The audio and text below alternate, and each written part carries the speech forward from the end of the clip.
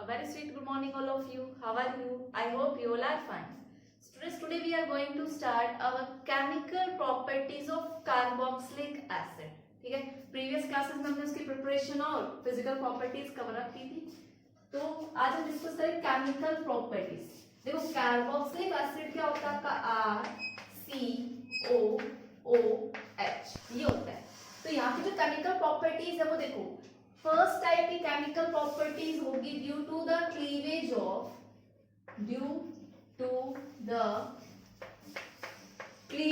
Of OH bond. OH bond means ये bond टूटने वाली. ठीक है, फिर नेक्स्ट प्रॉपर्टी में हम अलग टाइप का देखते हैं. फर्स्ट है कि इस कार्बोक्सिलिक एसिड में यहां से क्या निकले, H+ निकले और ये मोलिक्यूल. तो ये वाला जो क्लीवेज है, बताओ अगर ये बॉन्ड टूटा तो ये यहां से क्या रिलीज करेगा, H+. इट मींस ये कौन सा बिहेवियर एक्सप्लेन कर रहा है, ये एसिडिक बिहेवियर एक्सप्लेन कर रहा है. ठीक है, मींस यहाँ पे हम देखेंगे वो सारे रिएक्शन जिसमें कार्बोक्सिलिक एसिड का नेचर कैसा है, एसिडिक. अब देखो किसी भी चीज का एसिडिक नेचर आप कंफर्म कैसे कर सकते हो, अगर आप किसी चीज को किसके साथ रिएक्ट कराओ. भाई बचपन की क्लासेस में क्या पढ़ा था कि अगर आप किसी चीज को एक रिएक्टिव मेटल के साथ ट्रीट कराते हो और आपको क्या निकलती हुई नजर आए, हाइड्रोजन गैस प्रोड्यूस हो, तो वो क्या है, इट मींस कि मेटल किसके साथ रिएक्ट कर रहा है, एसिड के साथ. भाई ये वाली जनरल रिएक्शन आपने पढ़ी है कि आपने किसी को भी, कोई सब्सटेंस है उसको आपने किसके साथ रिएक्ट कराया, रिएक्टिव मेटल के साथ रिएक्ट कराया, रिएक्टिव मेटल के साथ रिएक्ट कराया, तो आपको यहाँ पे क्या प्रोड्यूस मिले, हाइड्रोजन गैस प्रोड्यूस मिले. इसलिए जो सब्सटेंस रिएक्ट करने वाला है उसका नेचर कैसा होगा, एसिडिक नेचर.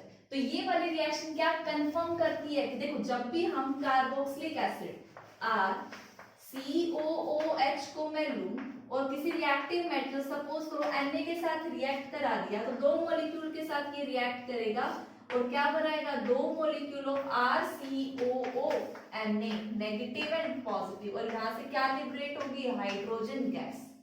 तो कंफर्म करता है कि सोडियम किसके साथ रिएक्ट किया हुआ होगा, किसी एसिड के साथ. तो ये रिएक्शन क्या शो कर रही है कि आपका कार्बोक्सिलिक एसिड का नेचर कैसा है, एसिडिक नेचर. ठीक है, हम ये तो थी रिएक्शन नंबर 1. हम दूसरी चीज इसका एसिडिक बिहेवियर किसके साथ एक्सप्लेन कर सकते हैं, रिएक्शन विद NaOH. मैं किसके साथ रिएक्ट कर रहा हूं, NaOH के साथ. ये क्या है, बेस. आपने क्या लिया, एसिड RCOOH लिया और आपने किसके साथ रिएक्ट कराया, बेस के साथ. तो यहां से क्या होगा, RCOONA और यहां से क्या निकलेगा, H2O. भाई न्यूट्रलाइजेशन रिएक्शन ये क्या है, बेस. तो ये क्या होगा, एसिड. तभी आपका क्या बनेगा, सॉल्ट एंड वाटर बनेगा. तो ये दोनों ही रिएक्शन क्या एक्सप्लेन करती है कि कार्बोक्सिलिक एसिड का बिहेवियर कैसा है, एसिडिक है. इन सभी रिएक्शंस में ये क्या रिलीज करता है, H+ रिलीज करता है. ठीक है, अब हम देखते हैं इस एसिड का कंपैरिजन डिफरेंट एसिडिक सब्सटेंस के साथ. स्टूडेंट देखिए, अब हम कंपैरिजन कर रहे हैं कार्बोक्सिलिक एसिड, फिनोल और अल्कोहल में कौन ज्यादा एसिडिक है. ऑर्डर मैंने लिख दिया कि जो कार्बोक्सिलिक एसिड है they are stronger acid as compare to phenol and phenol are more stronger acid than alcohol. इन दोनों का कंपैरिजन हम अल्कोहल और फिनोल चैप्टर में कर चुके हैं, बट फिर भी हम इसी के साथ देखेंगे. देखो भाई कोई भी एसिड हो क्या रिलीज करेगा, H+ रिलीज करेगा, सॉरी H+, हाँ H+ रिलीज करेगा. तो वो क्या बनाएगा, यहाँ पे क्या बनाएगा, H+ निकालने के बाद RO नेगेटिव और इसने क्या रिलीज कर दिया, H+. ये अगर एसिड है तो ये इसका क्या है, कंजुगेट बेस है. अब देखो ये चीज मैं बार बार बता रही हूँ, एसिडिक बिहेवियर में कौन ज्यादा अच्छा एसिडिक होगा, जो H+ निकालने के बाद स्टेबल बन जाए. इट मींस हमें देखना है कि कंजुगेट बेस किसमें ज्यादा स्टेबल है, वही हमारा अच्छा एसिड होगा. तो इसका कंजुगेट बेस क्या बनेगा, भाई यहाँ से -H+ हो गया, तो इसका कंजुगेट बेस क्या बनेगा, phenoxide ion, O negative ion, और इसका कंजुगेट बेस क्या बनेगा, यहाँ से H+ निकल गया, -H+ हो गया, तो कार्बोक्सिलेट आयन. ये तीनों ही क्या है, कंजुगेट बेस है. अब इनमें से जो ज्यादा स्टेबल होगा, इट मींस वो H+ रिलीज करके ज्यादा खुश है, ज्यादा स्टेबल है, तो वही क्या होगा, स्ट्रॉन्गर एसिड होगा। तो अब देखो, अब जरा हम इसकी स्टेबिलिटी चेक करते हैं। देखो यहाँ पे क्या है, नेगेटिव चार्ज ऑक्सीजन पे, ये नेगेटिव चार्ज स्टेबलाइज होना चाहिए, जबकि R ग्रुप का कौन सा इफेक्ट है भाई, इस R ग्रुप का क्या होगा, +I इफेक्ट होगा। +I इफेक्ट की वजह से ये इसको क्या कर रहा है भाई, डिस्टेबलाइज कर रहा है इसको। ये क्या हो रहा है, डिस्टेबलाइज हो रहा है, नेगेटिव चार्ज ऑलरेडी है, ये इलेक्ट्रॉन डेंसिटी और दे रहा है इसको, तो वो क्या कर रहा है, डिस्टेबलाइज। ठीक है, तो ये क्या होगा, ये कंजुगेट बेस क्या होगा, लेस स्टेबल, ये वाली चीज लेस स्टेबल, तो ये क्या होगा, वीकर एसिड होगा। अब देखो, अगर मैं इसकी स्टेबिलिटी की बात करूं तो यहाँ पे भाई रेजोनेंस है, ये चीज यहाँ आई और ये चीज यहाँ आई, रेजोनेटिंग स्ट्रक्चर्स बना सकते हो इसके। ये क्या है, resonance stabilize, resonance stabilize. But मैं इसकी रेजोनेटिंग स्ट्रक्चर बनाऊंगी, देखो ये यहाँ आया तो इस यहाँ पे क्या आ गया, C double bond O, this और यहाँ पे क्या आया, नेगेटिव चार्ज। ठीक है, अब देखो यहाँ पे जो नेगेटिव चार्ज है भाई, ऑक्सीजन तो क्या हो गया, न्यूट्रल हो गया, इसने अपने नेगेटिव चार्ज को यहाँ दे दिया, फिर ये यहाँ आएगा, ये यहाँ।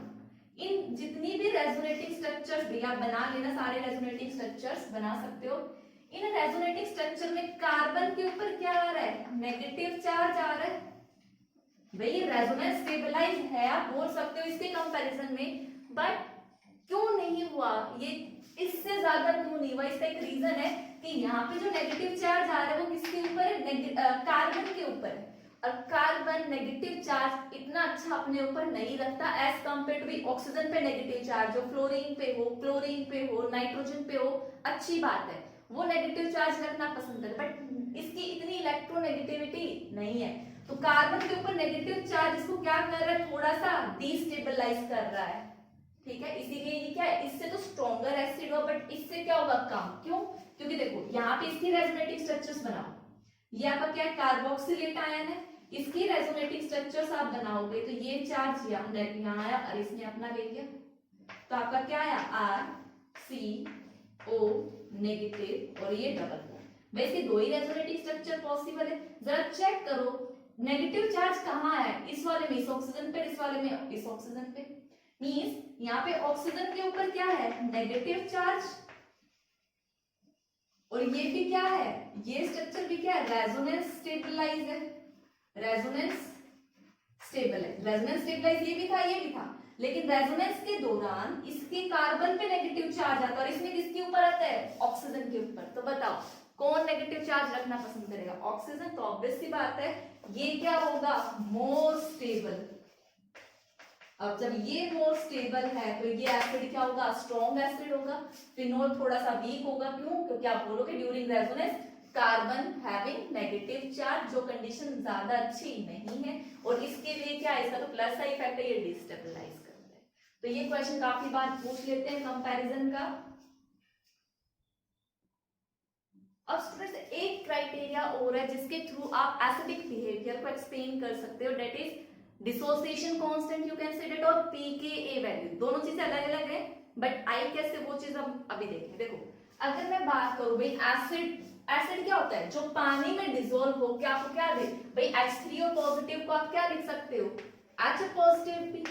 बेसिकली आपका वाटर H+ गेन कर लेता तो क्या बनता है, हाइड्रोनियम आयन। तो ये लिखा हो, ये लिखा हो, एक ही बात है। ठीक है, अगर आप कोई सब्सटेंस वाटर में डिसॉल्व करते और आपको क्या मिले, H+ मिले, इट मींस वो क्या है, एसिड है। और ये आपको पता है वीक एसिड है, इक्विलिब्रियम में रहता है, इक्विलिब्रियम चैप्टर में आपने पढ़ा था। ठीक है, तो अगर मैं इसका इक्विलिब्रियम कांस्टेंट लिखना चाहूं, K इक्विलिब्रियम, तो क्या आएगा, concentration of base COO negative, concentration of H3O positive, concentration of RCOOH and H2O। H2O क्या है, एक्सेस में, तो ये ज्यादा इफेक्ट नहीं डालेगा। आप इसको इधर ले आओ, इधर लाओगे तो K इक्विलिब्रियम H2O क्या बचा आपका इधर, RCOO negative, H3O positive, upon में RCOOH, और इस पूरी चीज को हम क्या बोलते हैं, Ka, और Ka क्या होता है, dissociation constant of acid, dissociation constant of acid, ये चीज आप पढ़ के आते। तो देखो अगर मैं इसका और इसका रिलेशन देखूं, हमें तो H positive acid, acidic strength किसकी वजह से है, H पॉजिटिव की वजह से, तो H पॉजिटिव और इसका रिलेशन देखना है। तो यहाँ से क्या नजर आ रहा है आपको कि जो डिसोसिएशन कांस्टेंट है वो क्या है, डायरेक्टली प्रोपोर्शनल है H पॉजिटिव कंसंट्रेशन के बराबर। मींस आपका H प्लस बढ़ेगा तो आपका डिसोसिएशन कांस्टेंट भी बढ़ेगा, या आप बोल सकते हो जितना ज्यादा डिसोसिएशन कांस्टेंट उतना ही अच्छा वो एसिड। इतनी बात समझ में आई। अब देखो यहाँ पे एक चीज हो रहा है कि आपका अगर मेरा Ka है और मेरे को क्या निकालना है, मेरे को pKa निकालना है। क्या निकालना है, pKa, और इसका फॉर्मूला क्या होगा, माइनस लॉग ऑफ Ka की कंसंट्रेशन, भाई pH जैसे pH होता है माइनस लॉग ऑफ H, तो pK क्या होगा, माइनस लॉग ऑफ Ka। ये फॉर्मूला सबको पता है। तो देखो आपके अकॉर्डिंग एसिडिक स्ट्रेंथ क्या है, डायरेक्टली प्रोपोर्शनल है Ka की। मींस किसी भी एसिड के लिए Ka क्या होना चाहिए, ज्यादा होना चाहिए। तो आपको पता है अगर Ka ज्यादा होगा तो pK, अगर Ka ज्यादा होगा तो pK क्या, ये ज्यादा, आगे क्या लगा हुआ माइनस, जितना ये होगा उसको वो इतना ही क्या कर देगा, कम। ठीक है, इट मींस ज्यादा H प्लस तो ज्यादा किसकी वैल्यू होगी, Ka की, और जितनी ज्यादा Ka की वैल्यू होगी उतनी ही कम किसकी वैल्यू होगी, pKa की।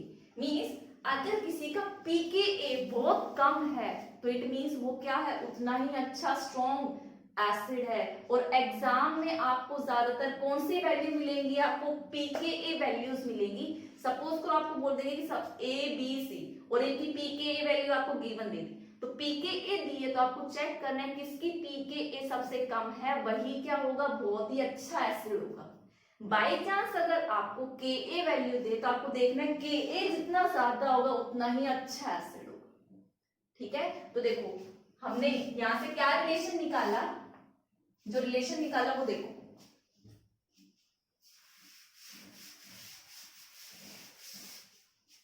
कि आपका जो एसिडिक स्ट्रेंथ है, एसिडिक H प्लस क्या एसिडिक स्ट्रेंथ है, एसिडिक स्ट्रेंथ डायरेक्टली प्रोपोर्शनल होती है Ka के, बट इनवर्सली प्रोपोर्शनल होती है pKa के। ये चीज आपको पता होनी चाहिए। ठीक है, तो आप ये नोट डाउन करो। अब हम देख रहे हैं effect of substituent on acidic strength of carboxylic acid. ठीक है, तो देखो कार्बोक्सिलिक एसिड, पहले ये चीज भूल जाओ, यहाँ नीचे लिखो। कार्बोक्सिलिक एसिड क्या होता है, RCOOH। ये कब अच्छा एसिड होगा, मींस H प्लस निकाल दो, ये क्या बनाएगा, RCOO, भाई नेगेटिव, बेसिकली ये क्या है, C डबल बॉन्ड OOH, यही है, और यहाँ से क्या निकला आपका H प्लस। ठीक है, तो हमें देख रहे हैं ये कितना स्टेबलाइज हो रहा है, और मैंने कहा था ये क्या है, रेजोनेंस स्टेबलाइज है, एक बार नेगेटिव चार्ज इधर आएगा एक बार इधर, तो इसकी दूसरी रेजोनेटिंग स्ट्रक्चर क्या बनेगी, RC, यहाँ पे क्या आ जाएगा O नेगेटिव और डबल बॉन्ड O। तो इसका मैं अगर रेजोनेंस हाइब्रिड बनाऊं तो क्या बनेगा, RCOO नेगेटिव, ये इसका रेजोनेंस हाइब्रिड है। तो ये मैंने जो स्ट्रक्चर बनाई रेजोनेंस हाइब्रिड स्ट्रक्चर बनाई, ये चीज समझ में आ गई। ठीक है, तो अब हमें देखना है कि कितना ये नेगेटिव चार्ज स्टेबलाइज हो रहा है। ठीक है, क्या चेक करना है, जितना ज्यादा नेगेटिव चार्ज स्टेबलाइज होगा, ये चार्ज जितना स्टेबलाइज होगा उतना ही वो अच्छा क्या होगा, एसिड होगा। तो देखो यहाँ क्या है, इलेक्ट्रॉन विड्रॉइंग ग्रुप, भाई इस कार्बन के साथ जो R ग्रुप अटैच था वो क्या है, इलेक्ट्रॉन विड्रॉइंग, मींस यहाँ से इलेक्ट्रॉन निकाल रहा है, अपनी तरफ खींच रहा है, इधर ले रहा है, तो इट मींस वो इस नेगेटिव चार्ज को क्या कर रहा है, ये नेगेटिव चार्ज को अपनी तरफ खींच रहा है, तो वो नेगेटिव चार्ज क्या हो रहा है, स्टेबलाइज हो रहा है। तो आप बोल सकते हो यहाँ पे क्या हो रहा है, जब कोई भी इलेक्ट्रॉन विड्रॉइंग ग्रुप अटैच्ड हो कार्बोक्सिलिक आयन के साथ तो आपका क्या होगा, स्टेबलाइजेशन होगा। ठीक है, तो आप बोल सकते हो स्टेबलाइजेशन हो, जब भी इलेक्ट्रॉन विड्रॉइंग ग्रुप होता है तो क्या होता है, stabilization of carboxylate ion. Carboxylate ion, और कार्बोक्सिलेट आयन जितना ज्यादा स्टेबल होगा वो क्या होगा, उतना ही अच्छा एसिड होगा। तो आप बोल सकते हो हेंस एसिडिक स्ट्रेंथ इंक्रीजेस। अब देखो यहाँ पे ये क्या है, इलेक्ट्रॉन डोनेटिंग ग्रुप है, लाइक CH3 वगैरह, ये क्या होता है, इलेक्ट्रॉन डोनेटिंग ग्रुप। ये इलेक्ट्रॉन दे रहे हैं, ऑलरेडी यहाँ नेगेटिव चार्ज है, ये और दे रहा है, तो ये क्या कर रहा है, डिस्टेबलाइज कर रहा है,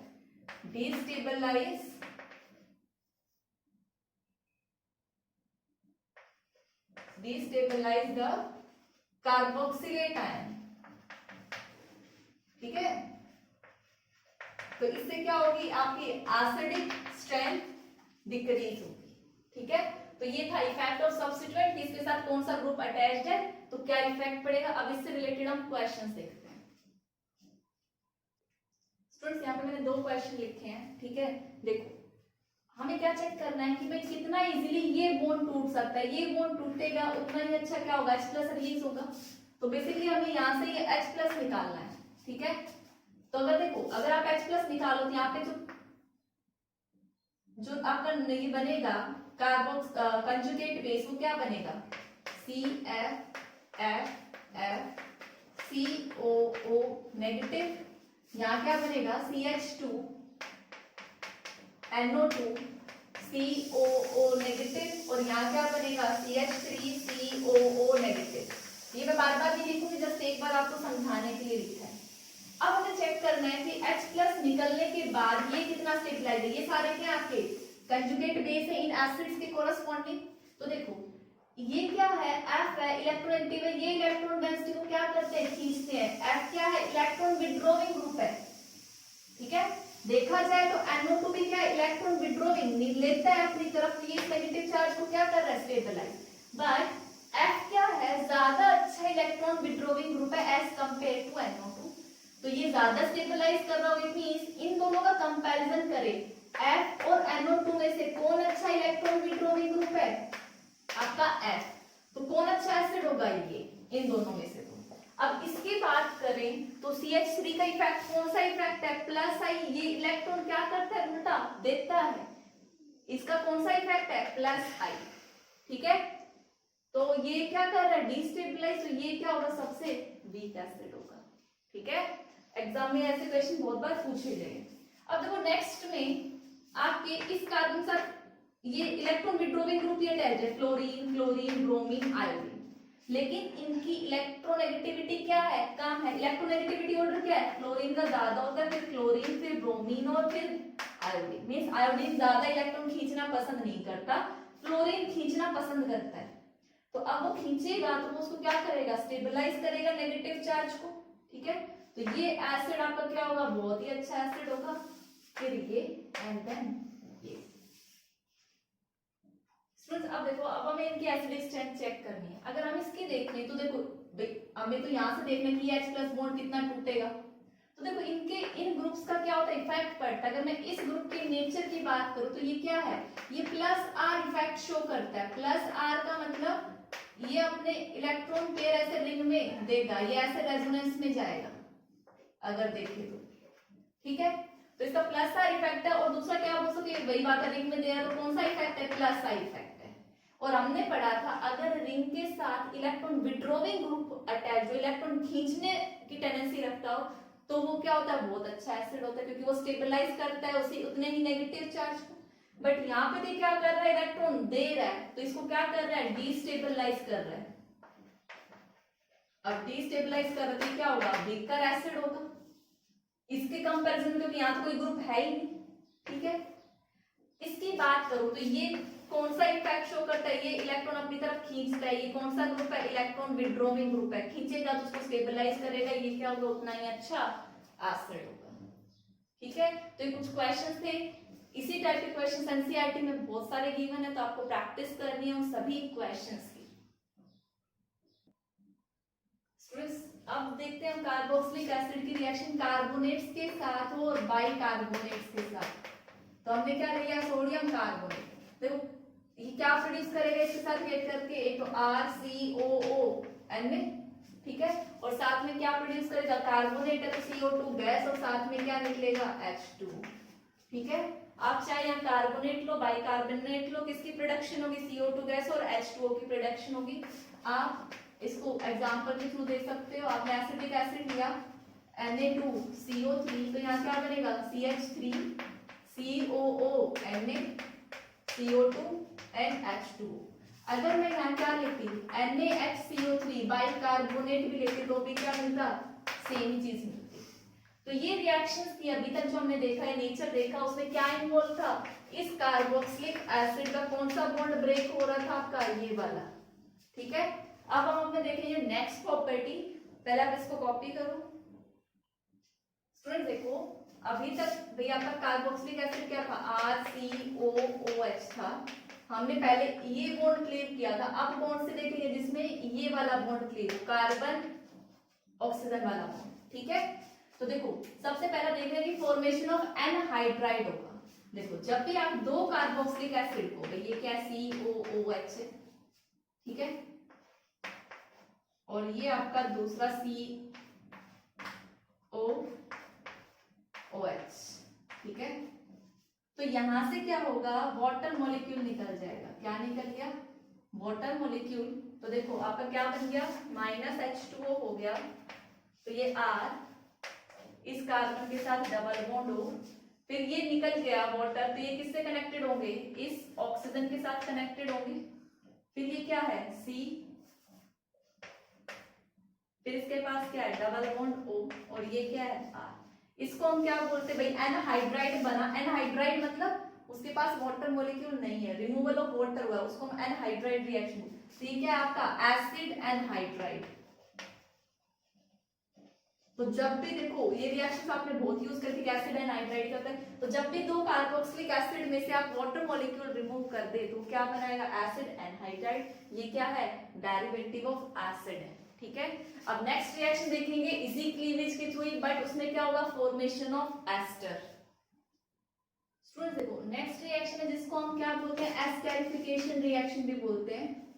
एस्टेरिफिकेशन रिएक्शन बचपन की क्लासेस से आप पढ़ते भी आ रहे हैं। जब भी आप कार्बोक्सिलिक एसिड और अल्कोहल को रिएक्ट कराओगे इन प्रेजेंस ऑफ H2SO4, ठीक है, H2SO4 क्या है यहाँ पे, डिहाइड्रेटिंग एजेंट है। ठीक है, आपका क्या बना के देगा, एस्टर बना के देगा। ठीक है, अब देखो जो मेन चीज इसमें नोट करने वाली है, आपसे कोई पूछे बताओ H2O कौन सा निकला है, मींस बॉन्डिंग कौन कौन सी क्लीवेज हुई है, H+ इसने दिया या इसने दिया। तो देखो हम कार्बोक्सिलिक एसिड के कौन से क्लीवेज की रिएक्शन पढ़ रहे हैं, ये वाली। तो OH कहां से आया, कार्बोक्सिलिक एसिड। अल्कोहल क्या देगा, H। ये क्वेश्चन काफी बार पूछा गया कि H कहां से आता है और OH कहां से। तो आपको याद रखना है कार्बोक्सिलिक एसिड क्या देगा, यहां से बॉन्ड क्लीव करेगा, गलती से भी ये मत कर देना OH यहां से और H यहां से। ऐसा क्यों हुआ वो चीज आपको समझ आएगी मैकेनिज्म पार्ट से, आपको खुद समझ आ जाएगा मैकेनिज्म में कि H कहां से गया और OH कहां से गया। तो देखो मैं ब्लू कलर से इसको रिप्रेजेंट करूंगी, व्हाइट कलर से इससे, आपको इजीली क्लियर हो जाएगा। तो देखो आपका क्या है, RCOOH है सबसे पहले।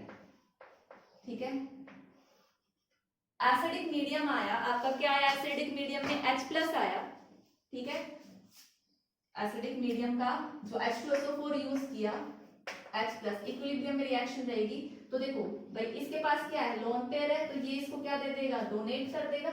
तो ये क्या करेगा, यहाँ से RC, यहाँ क्या बन गया OH, और इसके ऊपर कैसा चार्ज आ गया, पॉजिटिव, और यहाँ क्या है OH।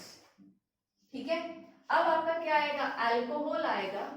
क्या है आपका R, देखो अल्कोहल को अलग कलर से ताकि आपको पता लगे, ROH। ठीक है, तो देखो अब अल्कोहल क्या करेगा, कैसे रिएक्ट करेगा, देखो ऑक्सीजन पे negative charge, sorry positive charge है, ये अपने पास पॉजिटिव चार्ज रखना पसंद नहीं करती, ये इस बॉन्ड को क्या करेगा, ले लेगा इलेक्ट्रॉन। तो इसके ऊपर कैसा चार्ज आ गया, पॉजिटिव। अब इसको क्या लेने, इलेक्ट्रॉन लेने, वो बॉन्ड डोनेट करेगा इस ऑक्सीजन के लोन पेयर, ये इसको क्या करेंगे, डोनेट करेंगे।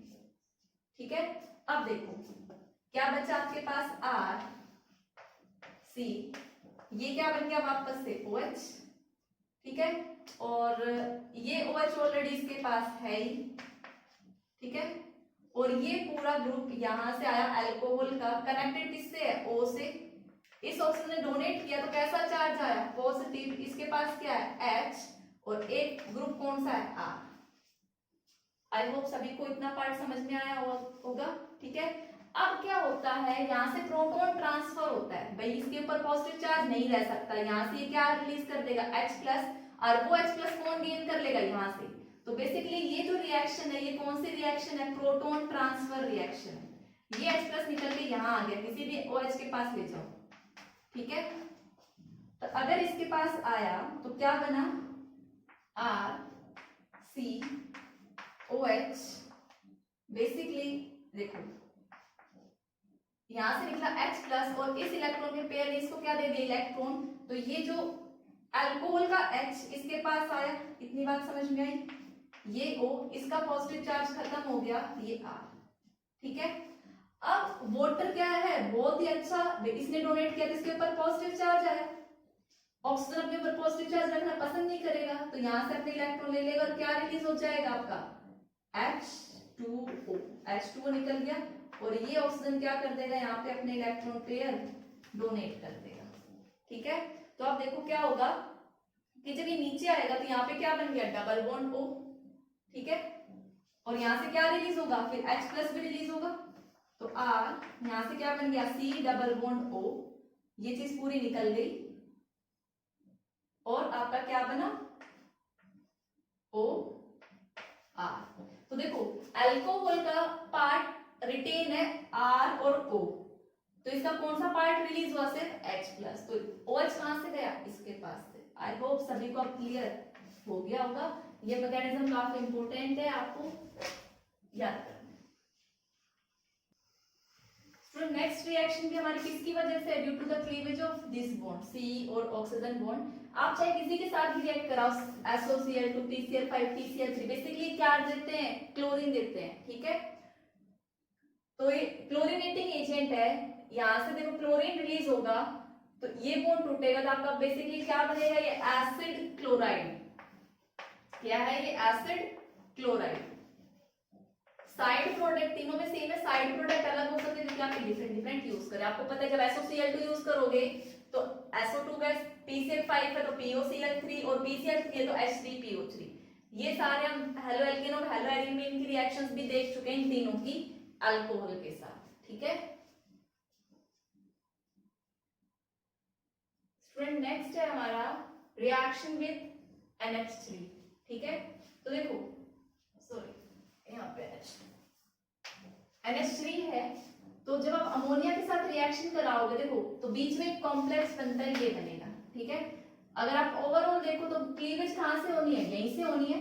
ये बीच की स्टेज है आपका NH, ये क्या बनेगा, CH3COO नेगेटिव पॉजिटिव, तब सॉरी NH4 पॉजिटिव, और हीट करोगे तो आपका क्या हो जाएगा, यहाँ से अमोनिया गैस निकल जाएगी NH3, ठीक है। तो आपका ये कॉम्प्लेक्स बनेगा। अगर हम देखें इसके बाद देखो NH3 हीट करोगे तो क्या निकलेगा, वाटर निकलेगा, तो क्या होगा, -H2 होगा। अगर मैं इसी की रिएक्शन इसके साथ कराऊं, COOH NH3 के साथ करा रहे हो तो सेम इसी टाइप का कॉम्प्लेक्स बनेगा, COONH4 पॉजिटिव और CO नेगेटिव होगा। इसको जब आप हीट करोगे तो -H2O, ये क्या बन जाएगा, NHCO NH2।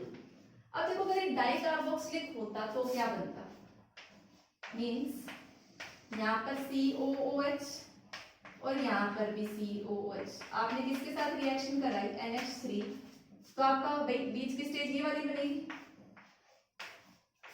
COONH4 positive, CO negative, COO negative और NH4 पॉजिटिव। और जब ये हीट करेगा तो ये किस में कन्वर्ट होगा, अमाइड में RCO NH2 ग्रुप में, और ये किस में कन्वर्ट हुआ, CONH2 ग्रुप।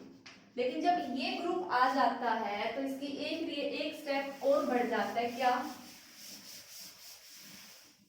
कि यहां से क्या होगा, NH3 का रिमूवल होगा। आप बोल सकते हो NH2 यहां से और H यहां से, दोबारा थोड़ा ये करो तो यहाँ से क्या होगा NH3 और ये आपस में क्या कर जाते हैं, कंबाइन कर जाते हैं। तो देखो CO, सपोज करो ये NH2 निकल गया, H यहाँ, तो बीच में क्या बचा NHCON, ठीक है। और इसका नेम क्या है, इसका नाम है थैलीमाइड, P साइलेंट रहता है, ठीक है।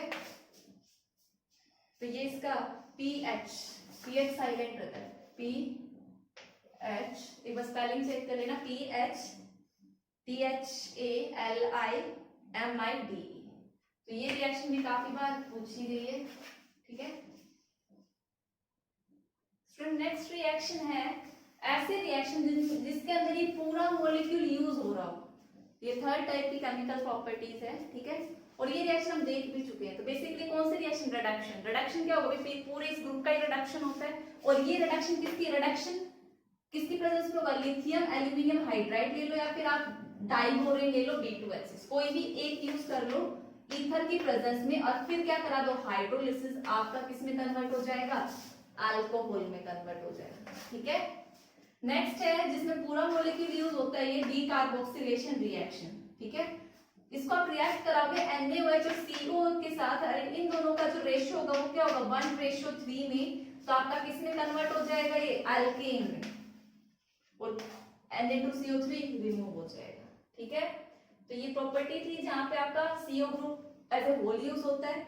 एक दो रिएक्शंस हो रहा है वो देखते हैं, पहले आप इनको कॉपी करो। स्टूडेंट देखो नेक्स्ट रिएक्शन है सब्स्टिट्यूशन रिएक्शन, और पहला पढ़ रहे हैं हैलोजिनेशन। क्या बोलता है ये रिएक्शन कि अगर आपके किसी कार्बोक्सिलिक एसिड के पास, मैं सपोज करो ये COH कार्बोक्सिलिक ये है, तो ये कार्बन कौन सा कार्बन होगा, अल्फा कार्बन होगा, और इसके पास कितने हाइड्रोजन है, ये वाला जो हाइड्रोजन है भाई, ये अगर अल्फा कार्बन है तो ये हाइड्रोजन भी कौन से होंगे, अल्फा हाइड्रोजन होंगे। तो कहता है ऐसा कार्बोक्सिलिक एसिड जिसके पास अल्फा हाइड्रोजन हो, वो क्या हो जाते हैं, हैलोजिनेटेड हो जाते हैं। और हैलोजिनेटेड में कौन कौन से हैलोजन, सिर्फ क्लोरीन या फिर ब्रोमीन, दो ही हो सकते हैं। मींस इसकी रिएक्शन आप अगर X के साथ कराओ, X और X यहाँ क्या क्या हो सकता है, क्लोरीन या फिर ब्रोमीन, बाकी आयोडीन और फ्लोरीन नहीं, ठीक है। किसकी पहली प्रेजेंस, ये दूसरी किसकी प्रेजेंस में, रेड फोस्फोरस की प्रेजेंस में, सॉरी किसकी प्रेजेंस में, रेड फोस्फोरस की प्रेजेंस में। और फिर सेकंड चीज आप क्या कराओ, वाटर ऐड कर दो, तो आपके जो अल्फा हाइड्रोजन है ये क्या हो जाएगा, सब्स्टिट्यूट हो जाएगा हैलोजन से। अगर आप क्लोरीन यूज करो तो क्लोरीन आ जाएगा, ब्रोमीन यूज करोगे तो ब्रोमीन आ जाएगा, ये हाइड्रोजन, और आपका यहाँ पे क्या आ जाएगा, X COOH। और इस रिएक्शन, ये एक नेम रिएक्शन है जिसको हम HBZ रिएक्शन बोलते हैं, हेल्महोल्ट्ज-जेलेंस्की रिएक्शन। क्या है, हेल्महोल्ट्ज-जेलेंस्की, स्पेलिंग चेक कर लेना अगर गलत हो तो, GELINSKY रिएक्शन, हेल्महोल्ट्ज-जेलेंस्की रिएक्शन, ठीक है, HBZ रिएक्शन। देखो नेक्स्ट है रिंग सब्स्टिट्यूशन रिएक्शन। बेसिकली वही कौन सी रिएक्शन, इलेक्ट्रोफिलिक सब्स्टिट्यूशन रिएक्शन। तो बेसिकली जब ये इस ग्रुप पे अटैच होता है तो ये कौन सा डायरेक्टिंग है, ये है मेटा डायरेक्टिंग ग्रुप होता है भाई। ये रिंग से इलेक्ट्रॉन निकालेगा, ऑर्थो और पैरा पे तो इलेक्ट्रॉन डेंसिटी कम कर देता है। आप इसकी रेजोनेटिंग स्ट्रक्चर बना के देखना, ऑर्थो और पैरा पे कैसा चार्जेस आएगा आपका, पॉजिटिव चार्जेस। तो इलेक्ट्रॉन डेंसिटी कहाँ होगी, मेटा पोजीशन पे। तो ये रिएक्शन कौन सी है, इलेक्ट्रोफिलिक, जहां इलेक्ट्रॉन कहाँ जाएगा, जहां इलेक्ट्रॉन डेंसिटी ज्यादा। तो याद रखना जो CO ग्रुप होता है, कार्बोनिल ग्रुप होता है, मैं पहले ही बता चुकी हूँ, मेटा डायरेक्टिंग ग्रुप है। तो जब आप ये क्या है, देखो आप क्या करा रहे हो, ब्रोमीन डाला तो ब्रोमिनेशन करा रहे हो, तो ब्रोमीन कहाँ पर आएगा, COOH के केस में मेटा पोजीशन पे, ठीक है। ये क्या है, नाइट्रेटिंग मिक्सचर है, HNO3 प्लस कॉन्क H2SO4। तो यहाँ पे क्या आ जाएगा आपका NO2, यहाँ पे क्या करा रहे हो, सिर्फ कॉन्क H2SO4 है तो आप सल्फोनेशन करा रहे हो, तो यहाँ पे क्या आ जाएगा आपका SO3H, ठीक है। इन इलेक्ट्रोफिलिक सब्स्टिट्यूशन के अलावा आप क्या पढ़ते थे, फ्रीडल क्राफ्ट रिएक्शन भी पढ़ते थे, but carboxylic acid Friedel craft reaction show नहीं करता। क्यों नहीं करता, दो रीजन है। पहली बात तो CO ग्रुप क्या होता है, एक डीएक्टिवेटिंग ग्रुप है, डीएक्टिवेटिंग ग्रुप, और सेकंड चीज, जो भाई आप फ्रीडल क्राफ्ट रिएक्शन के लिए क्या यूज करोगे, AlCl3 यूज करोगे, ये पता है आपको, एनहाइड्रस एल्यूमिनियम क्लोराइड आप यूज करते हो। तो वो AlCl3, जैसे आपने AlCl3 करोगे तो वो AlCl3 इसके साथ रिएक्ट कर जाता है CO ग्रुप के साथ। तो आप बोल सकते हो AlCl3 जो कि नहीं करना चाहिए, react with carbonyl group, CO group. ठीक है, तो ये दो रीजंस की वजह से carboxylic acid Friedel craft reaction में नहीं जाता। इंपॉर्टेंट है, एग्जाम में पूछ सकता है क्यों नहीं जाता। ठीक है, तो इसी के साथ हमारा यहाँ पे कौन सा पार्ट खत्म होता है, कार्बोक्सिलिक एसिड। ठीक है, चैप्टर बहुत लेंथी था, बट आप देखोगे कि बहुत सारे रिएक्शंस आप ऑलरेडी जानते थे। ठीक है, जिन्होंने प्रीवियस चैप्टर्स अच्छे से किए होंगे उनके लिए ये चैप्टर बिल्कुल भी टफ नहीं रहा होगा। टफ किसके लिए होगा, जिसने प्रीवियस लेक्चर नहीं पढ़े।